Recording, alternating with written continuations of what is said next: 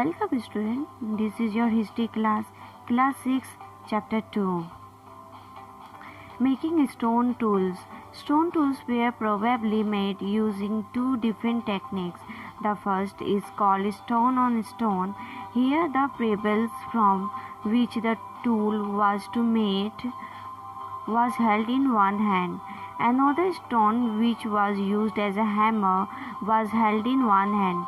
The second stone was used to strike off flake from the first till the required shape was obtained. Pressure flaking. Here the core was placed on a firm surface. The hammer stone was used on a piece of bone or stone that was placed on the core to remove flake that could be shaped into tools. Finding about fire. Traces of ash have been found here. This suggests that people were familiar with the uses of fire. Fire could have been used for many things, as a source of light, to roast meat, and to scare away animals.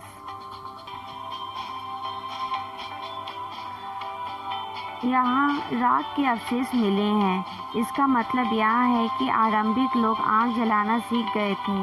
आग का इस्तेमाल कई कार्यों के लिए किया गया होगा, जैसे कि प्रकाश के लिए, मांस भूनने के लिए और खतरनाक जानवरों को दूर आदि भगाने के लिए।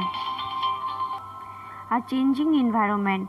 Around 12,000 years ago, there were major changes in the climate of the world, with a shift to relatively warm conditions in many areas. This led to the development of grassland. This in turn led to an increase in the number of deer, antelope, goat, sheep and cattle, that is, animals that survive on grass. Those who hunted these animals now followed them, learning about their food habits and their breeding seasons. It is likely that this helped people to start thinking about herding and rearing these animals themselves. Fishing also became important.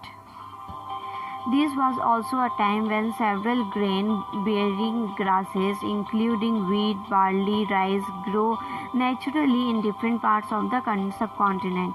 Men, women and children probably collected this grain as food and learned where they grew, and when they arrived, this may have led them to think about growing plants on their own.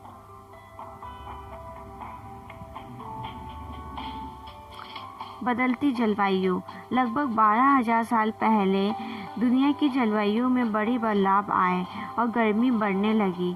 इसके परिणाम स्वरूप कई क्षेत्रों में घास वाले मैदान बनने लगे, जिससे हिरन, बार, सिंघा, भेड़, बकरी और गाय जैसे उन जानवरों की संख्या बढ़ी जो घास खाके जिंदा रह सकते हैं. जो लोग इन जानवरों का शिकार करते थे वे भी इनके पीछे आ गए और इनके खाने पीने की आदतें और प्रजनन के समय की जानकारी हासिल करने लगे. हो सकता है कि तब लोग इन जानवरों को पकड़कर अपनी ज़रूरत के अनुसार पालने की बात सोचने लगे हों. साथ ही इस काल में मछली की भी भोजन का महत्वपूर्ण स्रोत बन गई. यह ऐसा भी समय था जब सब कॉन्टिनेंट के कई सारे भागों में ग्रेन, बार्ली, राइस अपने आप ही नेचुरल तरीके से ग्रो करने लगे. बहुत सारे जो आदमी, औरत और जो बच्चे थे वे ये सारे ग्रेन कलेक्ट करते थे फूड के तौर पे, और उन्होंने यह भी सीखा कि कैसे इन्हें खुद इन खेती करके इन्हें अपने भोजन के लिए खेती की जा सकती है. इसी दौरान उपमहाद्वीपों के भिन्न भिन्न इलाकों में गेहूं, जौ और धान जैसे अनाज प्राकृतिक रूप से उगने लगे थे. शायद महिलाओं, पुरुषों और बच्चों ने इन अनाजों को भोजन के लिए बटोरना शुरू कर दिया होगा. साथ ही वे यह भी सीखने लगे कि यहाँ अनाज कहाँ उगते थे और कब पक कर तैयार होते थे. ऐसा करते करते लोगों ने इन अनाजों को खुद पैदा करना सीख लिया होगा. इस प्रकार धीरे धीरे कृषक बन गए होंगे. This is the end of this video.